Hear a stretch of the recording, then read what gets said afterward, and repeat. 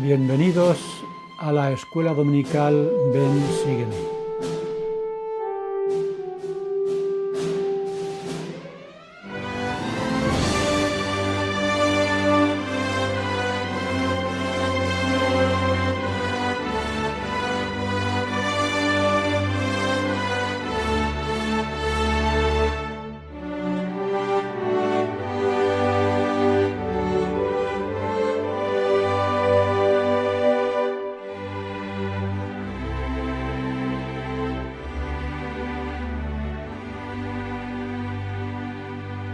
Como ya hemos comentado anteriormente, la mayoría de los hijos de nuestro Padre Celestial, miles de millones, han vivido y vivirán, han muerto y morirán en esta tierra sin conocer el Evangelio de Jesucristo y, por tanto, sin recibir las ordenanzas necesarias para la salvación en la eternidad. Muchas iglesias cristianas, demasiadas diría yo, han llegado a la horrorosa conclusión de que todos ellos se condenarán, convirtiendo de esa manera el plan de expiación y redención en un plan fallido. Pero, afortunadamente, las revelaciones que hemos recibido y que están registradas en parte en las secciones 137 y 138 de Doctrina y Convenios de la lección de hoy, nos dan el mensaje de la restauración del Evangelio de Jesucristo, en el que se manifiesta la misericordia de un Dios Padre lleno de amor por todos sus hijos, con la doctrina y los principios que nos enseñan la manera en que la salvación está al alcance de todos nosotros sin excepción. Veamos ¿qué nos enseña la sección 137 de Doctrina y Convenios sobre el plan de salvación de Dios nuestro Padre?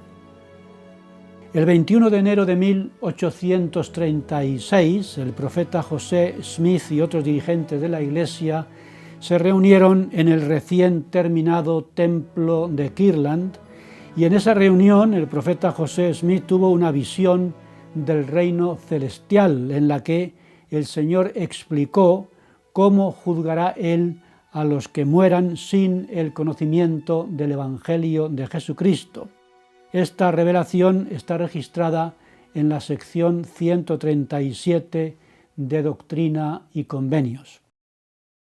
Pero esta visión no formó parte de los libros canónicos hasta que, en la Conferencia General de abril de 1976, los miembros de la Iglesia de aquella época votamos mano en alto para aceptar que se incluyera primero en el libro de la Perla de Gran Precio y después en la edición de 1981 del libro de Doctrina y Convenios, y como digo, con el número 137, la sección. En esta visión, José Smith intenta describir la inefable gloria y belleza del reino celestial, diciendo que la puerta por la que se entra a este reino está envuelta en llamas de fuego y que sus calles están pavimentadas de oro. Y dice que vio el refulgente trono de Dios sobre el cual estaban sentados el Padre y el Hijo. Además de ver a Dios el Padre y a su Hijo Jesucristo, el profeta dijo lo siguiente: vi a Adán, a Abraham y a mi padre, a mi madre y a mi hermano Alvin, que murió hace mucho tiempo. Cuando tuvo esta visión, los padres de José Smith estaban aún vivos, y su padre no solo estaba vivo, sino que estaba presente en la habitación donde se recibió esta revelación. Alvin, el hermano de José Smith, sí estaba muerto. Falleció el 19 de noviembre de 1823, 12 años antes de esta visión, 3 años después de la primera visión y varios meses después de la visita de Moroni a su hermano José. Alvin era el mayor de los hijos de la familia Smith y había creído en todo lo que su hermano menor le había contado sobre la visión del Padre y del Hijo y sobre la visita del ángel Moroni y la existencia de las planchas del Libro de Mormón. Y antes de morir, Alvin animó a José a que fuese obediente y fiel y que hiciera todo lo necesario para obtener los registros del Libro de Mormón. La muerte de Alvin causó una gran aflicción a la familia Smith, especialmente a José, que tenía 17 años cuando murió su hermano mayor. Años más tarde describió con estas palabras aquella desgracia. Recuerdo muy bien el dolor que sentí en mi pecho cuando murió mi hermano. Era tan intenso que casi hizo que mi corazón estallara de angustia.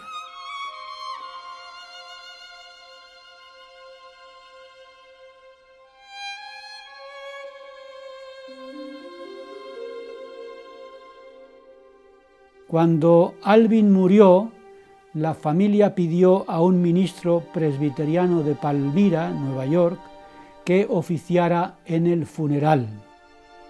Recordemos que parte de la familia de José Smith se había convertido a la fe presbiteriana.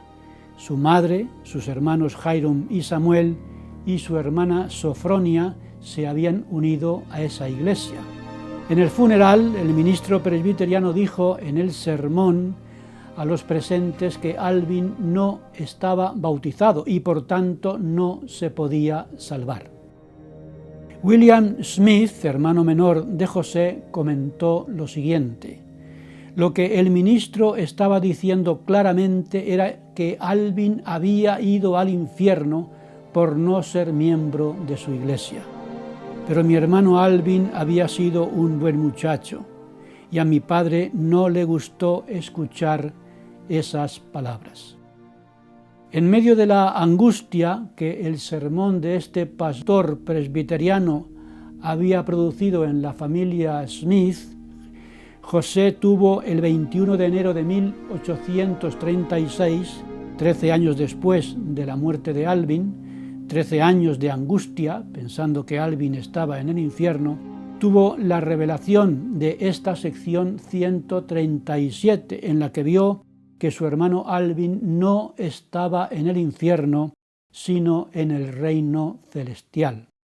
Al tener esta visión extraordinaria, exclamó lleno de sorpresa: «Me maravillé de que Alvin hubiese recibido una herencia en ese reino, puesto que había salido de esta vida sin estar bautizado para la remisión de los pecados».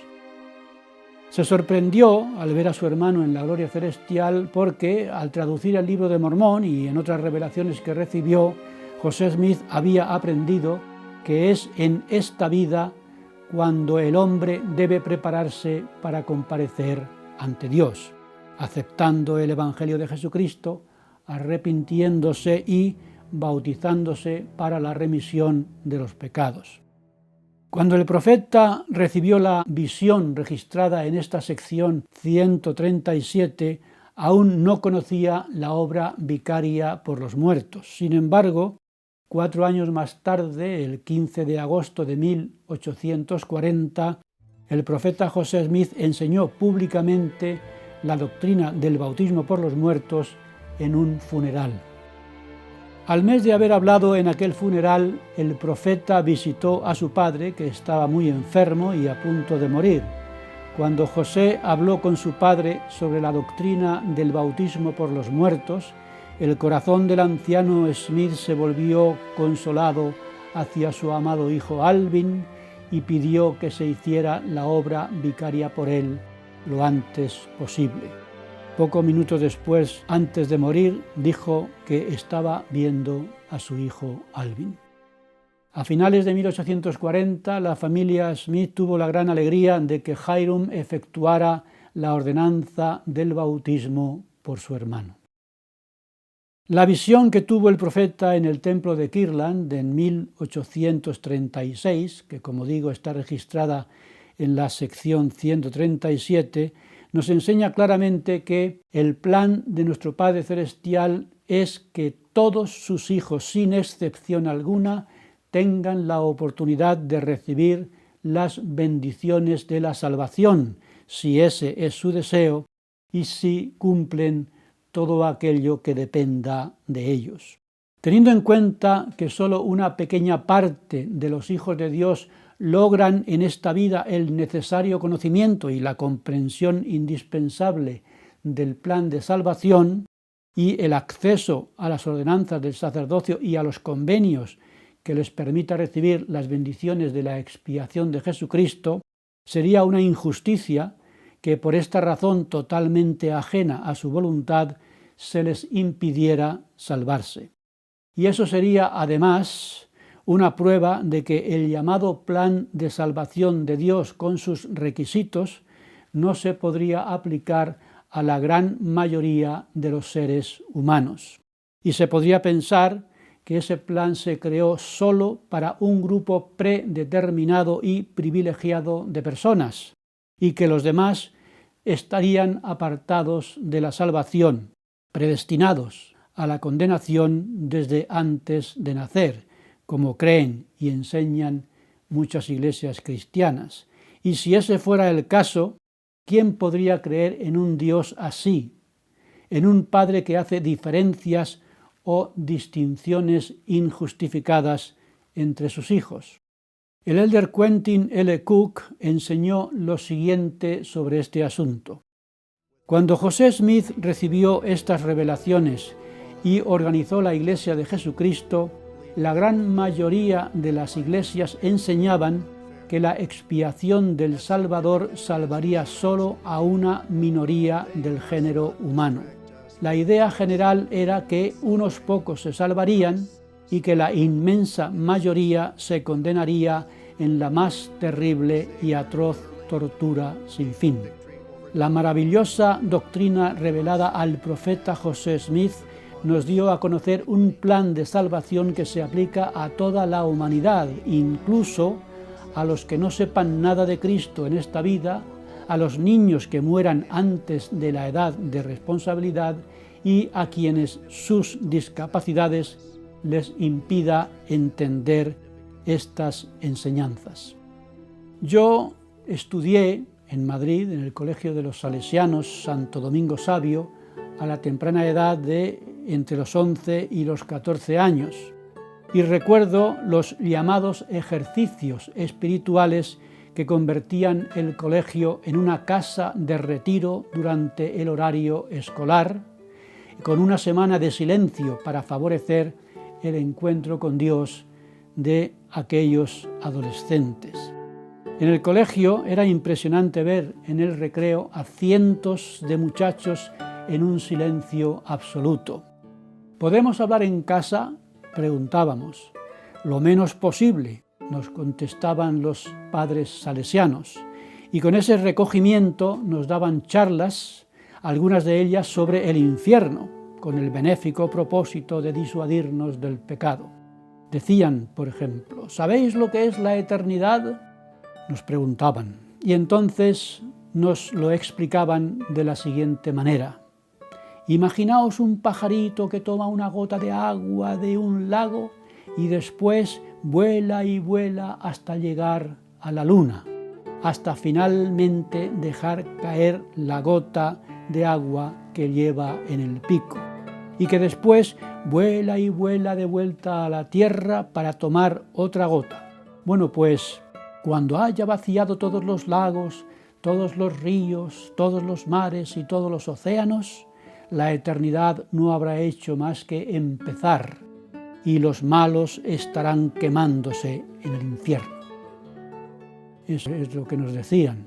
Y yo, por esta o por otras razones, seguía el lema de nuestro joven patrón Santo Domingo Sabio, que era antes morir que pecar. Por tanto, yo tenía asegurado el cielo, pero había un problema. Mi padre era ateo y estaba condenado a quemarse eternamente mientras el pajarillo aguador iba y venía en sus interminables viajes entre la tierra y la luna. Aquello me llenaba de angustia y me hacía llorar por las noches, empapando la almohada con las lágrimas. Y lo que más me hacía sufrir era saber que esa angustia me acompañaría eternamente después de la muerte, porque se puede ser feliz en el cielo sabiendo que tus seres queridos están quemándose en el infierno. Por tanto, aquellas enseñanzas convertían para mí el cielo en un infierno. Lo que nos explicaban en aquellos ejercicios espirituales no era, por tanto, para mí un plan de salvación, sino un horroroso plan de condenación del que me liberaron años después los misioneros de la Iglesia de Jesucristo de los Santos de los Últimos Días, cuando, a la edad de 19 años, me encontraron en las calles de Madrid y me explicaron un verdadero plan de salvación del que aprendemos algo en esta sección 137. En el verano de 1819, el Señor, en una revelación a José Smith, enseñó lo siguiente sobre este asunto: «Cuán grande es el misterio de la divinidad, porque he aquí yo soy sin fin, y el castigo que por mi mano se da es castigo sin fin, porque sin fin es mi nombre». De ahí que castigo eterno es castigo de Dios y castigo sin fin es castigo de Dios. Por tanto, cuando se habla de castigo sin fin ni de castigo eterno, como el castigo que reciben los pecadores no arrepentidos, estas palabras se están refiriendo a la eternidad de Dios, que es el que da el castigo, no al tiempo que los malvados estarán sufriendo ese castigo. El elder James E. Talmage, del Quórum de los 12 Apóstoles, explicó lo siguiente sobre este asunto: el infierno tiene una entrada y una salida. Es un lugar preparado para enseñar y disciplinar a quienes no aprendieron en la tierra lo que debieron haber aprendido. Es cierto que leemos expresiones terribles como castigo eterno, sufrimiento interminable y condenación eterna, pero en su misericordia el Señor aclaró lo que estas palabras significan. Castigo eterno, dice él, es el castigo de Dios, puesto que Él es eterno, y esa condición o estado o posibilidad existirá siempre para el pecador que merezca y en verdad necesite tal condena. Pero eso no significa que el pecador tenga que sufrir eternamente por sus pecados. No se obligará a nadie a estar en el infierno más de lo que sea necesario para ponerlo en condiciones de ir a un lugar mejor. Y cuando logre esa condición, se abrirán las puertas de la prisión y habrá gozo entre aquellos que le darán la bienvenida a un estado mejor. En la revelación registrada en esta sección, el profeta José Smith aprendió que el plan de salvación de nuestro Padre Celestial es justo y misericordioso con todos sus hijos. Para Alvin Smith y para otros como él, que mueran sin el conocimiento del Evangelio de Jesucristo, pero que lo habrían aceptado si hubieran tenido la oportunidad, hay esperanza de que obtengan el reino celestial, porque Dios juzgará a todos sus hijos, no solo por sus obras, sino también por el deseo de sus corazones, cuando las circunstancias no les haya permitido vivir según esos deseos. Por tanto, debemos cuidar no solo nuestros hechos, sino también nuestros deseos, porque, como enseñó el elder Neil A. Maxwell, lo que persistimos en desear es lo que con el tiempo llegaremos a ser y lo que recibiremos en la eternidad. Solamente si los educamos y capacitamos, nuestros deseos llegarán a ser nuestros aliados en vez de nuestros enemigos. La revelación de que todos los niños que mueran antes de llegar a la edad de responsabilidad se salvarán en el reino celestial da un gran consuelo a muchos miembros de la Iglesia, como dio a Emma y a José Smith, que tuvieron hijos que murieron en la infancia. Cuando se recibió esta revelación, José y Emma Smith ya habían perdido a 4 de sus primeros 6 hijos, De los 11 hijos que José y Emma criaron, 9 propios y 2 adoptados, solo 5 vivieron hasta llegar a la edad adulta. Además, cuando se dio esta revelación, muchas iglesias enseñaban que los niños que morían sin haberse bautizado estaban condenados, porque Dios no podía salvarlos. Varios pasajes de las Escrituras de los últimos días, incluida esta revelación de la sección 137, revelan la gran misericordia de Dios con los niños que mueran antes de llegar a la edad de responsabilidad. Esta sección 137 nos enseña, pues, que Dios tiene un verdadero plan de salvación para todos sus hijos y que Jesucristo es ciertamente nuestro Salvador, que no acabará su obra hasta que todos, hombres y mujeres, se salven en alguna de las mansiones o cielos preparados por nuestro Padre Celestial. ¿Y qué aprendemos en la sección 138 de Doctrina y Convenios sobre el plan de salvación de nuestro Padre Celestial? El 3 de octubre de 1918, el presidente Joseph F. Smith recibió la visión que se encuentra en esta sección 138, que le ayudó a aclarar aún más la doctrina de la redención y de la salvación de las personas después de la muerte. En esta visión, el presidente Smith aprendió que el Salvador, entre su muerte y su resurrección, mientras su cuerpo estaba en el sepulcro, ministró en el paraíso a los justos que habían estado esperando la redención de las ligaduras de la muerte, y presenció la organización de la obra misionera en el mundo de los espíritus.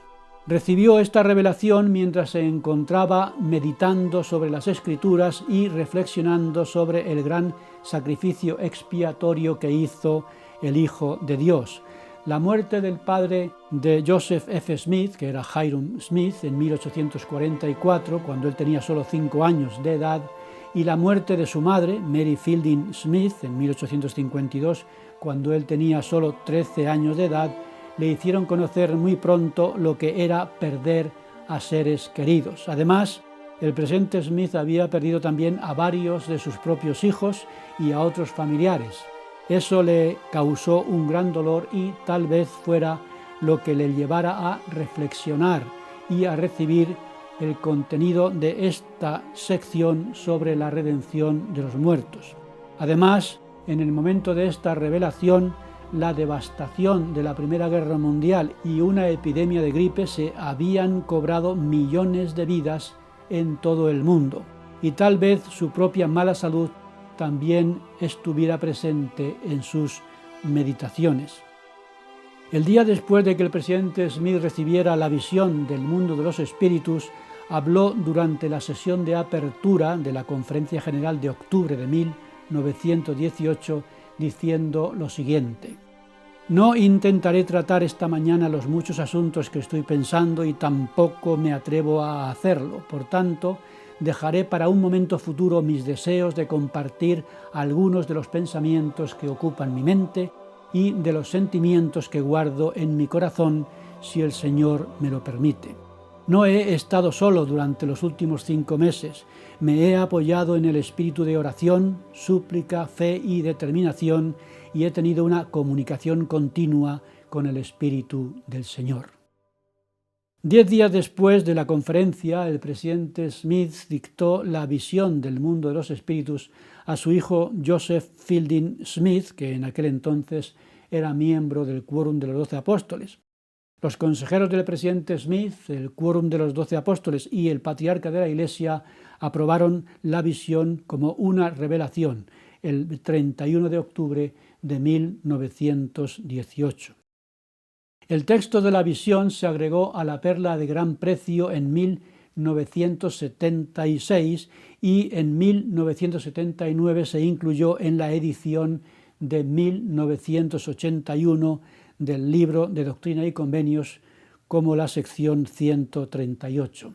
La visión del presidente Joseph F. Smith, registrada en esta sección, aclaró el significado de las palabras del apóstol Pedro de que Cristo padeció una sola vez por los pecados, el justo por los injustos, para llevarnos a Dios, y que fue y predicó a los espíritus encarcelados. Porque por esto se ha predicado el Evangelio a los muertos también, para que se les juzgue en la carne según los hombres y vivan en el Espíritu según Dios, añadió el apóstol Pedro. El presidente Joseph F. Smith vio en aquella ocasión una innumerable multitud de espíritus de los justos que habían vivido desde los tiempos de Adán hasta el momento de la muerte de Jesucristo, que se habían reunido para esperar la llegada del Salvador. Esos hombres y esas mujeres fueron fieles en el testimonio de Jesús mientras vivieron en la carne y habían partido de la vida terrenal firmes en la esperanza de una gloriosa resurrección, porque habían considerado como un cautiverio la larga separación de sus espíritus y sus cuerpos. Por tanto, vieron el momento en que apareció el Hijo de Dios en el mundo de los espíritus como la hora de su liberación. Se cumplía así la promesa de Isaías de que el Redentor declararía la libertad a los cautivos que habían sido fieles. Esta liberación se llevó a cabo cuando Jesucristo resucitó de los muertos y abrió así la puerta para todos los hijos de nuestro Padre Celestial que resucitarían también. Si en Jerusalén la muerte de Jesucristo en la cruz llenó de tristeza a sus discípulos, en el mundo de los espíritus hubo un gran gozo entre los espíritus de los fieles que estaban esperando el advenimiento del Hijo de Dios, porque sabían que recibirían la redención de las ligaduras de la muerte con la unión de sus cuerpos físicos y sus cuerpos espirituales para no separarse nunca más. El profeta José Smith afirmó que hemos venido a esta tierra a obtener un cuerpo y presentarlo puro ante Dios en el reino celestial, porque el gran principio de la felicidad consiste en tener un cuerpo. Al relatar su visión de la visita de Jesucristo al mundo de los espíritus, el presidente Joseph F. Smith destacó que el Salvador no fue entre los impíos y los impenitentes que se habían contaminado mientras estuvieron en la carne, ni visitó a los rebeldes que rechazaron el testimonio y las amonestaciones de los antiguos profetas, y añadió que prevalecían las tinieblas donde éstos estaban, pero entre los justos había paz. Antes de que el Salvador visitara el mundo de los espíritus, había un abismo entre los espíritus de los justos y los espíritus de los inicuos, como leemos en la parábola de Lázaro y del hombre rico. En esta parábola los justos están en el seno de Abraham o paraíso y los injustos están en el Hades o prisión espiritual. Y leemos que el rico e injusto, que estaba en el Hades atormentado, pidió a Abraham que le enviara a Lázaro, que estaba en su seno, para que le ministrara.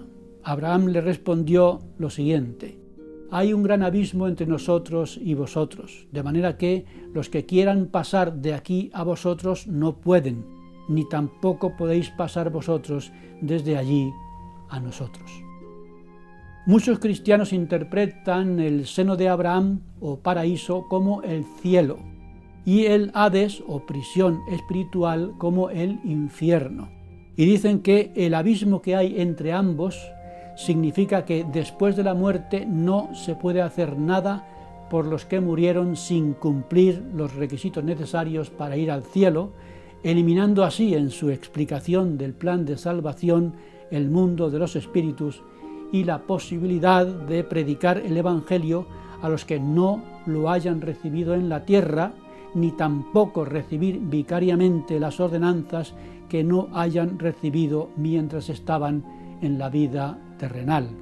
Pero sabemos que al cielo, con sus diferentes grados de gloria, no entraremos hasta después de la resurrección y del juicio final, no después de la muerte de nuestros cuerpos físicos, y que después de la muerte vamos al mundo de los espíritus, que es el seno de Abraham de la parábola, también llamado paraíso, donde mientras los espíritus esperan la resurrección, tendrán la oportunidad de conocer lo que no conocieron y de recibir lo que no recibieron en la vida terrenal.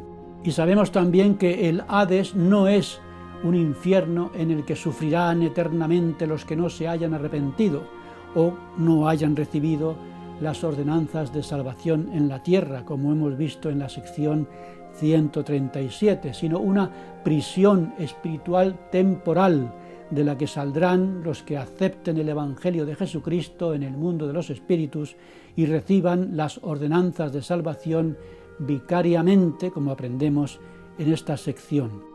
Y aprendemos en esta revelación que la separación o abismo de la parábola entre el paraíso y la prisión espiritual existía antes de que Jesucristo visitara el mundo de los espíritus entre el tiempo de su muerte y de su resurrección, pero cuando Él visitó el mundo de los espíritus, tendió un puente entre el paraíso y la prisión espiritual, permitiendo de esta manera que mensajeros autorizados del paraíso predicaran el Evangelio a los que estaban en la prisión espiritual y que se hiciera la obra vicaria para los que lo aceptaran. Es decir, que ahora sí podía Lázaro ir a la prisión donde estaba el rico de la parábola y ayudarle a salir de ella. Porque en su visión de la visita del Salvador al mundo de los espíritus, el presidente Joseph F. Smith aprendió que para llevar a cabo el plan de Dios de llevar la redención a los muertos, se nombraron mensajeros investidos con poder y autoridad y se les comisionó para que fueran y llevaran la luz del Evangelio a los que se hallaban en las tinieblas, es decir, a todos los espíritus y a los que habían muerto en sus pecados sin el conocimiento de la verdad o en transgresión por haber rechazado a los profetas. El mensaje que se enseña a esos espíritus se centra en la doctrina de Jesucristo y es el mismo mensaje que se enseña a los hijos de nuestro Padre Celestial en esta vida. Todas las personas, tanto vivas como muertas, que quieran entrar en el reino de nuestro Padre Celestial, deben recibir los principios y las ordenanzas del Evangelio de Jesucristo. Eso fue posible para los muertos en nuestra dispensación, cuando a partir del 15 de agosto de 1840 el profeta José Smith dio a conocer la doctrina del bautismo vicario. Ya sea que las personas escuchen el Evangelio de Jesucristo en la tierra o en el mundo de los espíritus, nuestro Padre Celestial quiere asegurarse de que todos sus hijos tengan las mismas oportunidades de aceptarlo o rechazarlo, para que de esta manera se juzgue a todos ellos por igual. El presidente Joseph F. Smith insistió en que no terminaremos nuestra obra hasta que nos hayamos salvado nosotros y hasta que hayamos salvado a todos los que dependan de nosotros, y así llegaremos a ser salvadores en el monte de Sión, igual que Cristo. Esta es nuestra misión, porque los muertos no se pueden perfeccionar sin nosotros y nosotros tampoco sin ellos. Tenemos que hacer la obra necesaria para liberar a aquellos que por las circunstancias desfavorables en que se encontraron mientras estuvieron en este mundo no estén preparados para la vida eterna. Nosotros somos quienes tenemos que abrirles la puerta y para eso debemos efectuar las ordenanzas que ellos no pueden hacer por sí mismos y que son esenciales para su liberación de las casas de prisión, para que salgan y vivan en espíritu según Dios y sean juzgados en la carne según los hombres. Por tanto, los espíritus de los que han fallecido deben escuchar el mensaje del Evangelio si desean ejercer la fe en Jesucristo, arrepentirse de sus pecados y recibir las ordenanzas vicarias que se efectúen por ellos. Para ello, los élderes fieles de esta dispensación, cuando salen de la vida terrenal, continúan predicando el Evangelio de arrepentimiento con el mensaje de la redención que se ha efectuado por medio del sacrificio del unigénito Hijo de Dios entre aquellos que están en las tinieblas y bajo la servidumbre del pecado en el mundo de los espíritus. y se redimirá a los que se arrepientan y obedezcan las ordenanzas efectuadas en la casa del Señor, y, después de que hayan padecido el castigo por sus transgresiones y se hayan lavado y purificado, recibirán una recompensa según sus obras, herederos ya de la salvación. Esta maravillosa visión termina con estas palabras del presidente Smith: esta es la visión de la redención de los muertos que recibí por revelación y doy testimonio de ella, y sé por la bendición de nuestro Señor y Salvador Jesucristo que este testimonio es verdadero. Por tanto, esta sección 138 nos enseña que el segundo estado del que se habla en el plan del Padre no termina con la muerte, sino que continuará en el mundo de los espíritus, en el que todos los que no hayan tenido la oportunidad de escuchar el Evangelio de Jesucristo en la vida mortal, ni de recibir las ordenanzas de salvación, podrán conocer el Evangelio de Jesucristo y, si lo aceptan, podrán recibir vicariamente, con nuestra ayuda, las ordenanzas necesarias para ganar un grado de gloria después de la resurrección. Y entonces cantaremos las canciones del corazón al encontrarnos todos juntos con nuestro Padre Celestial allí.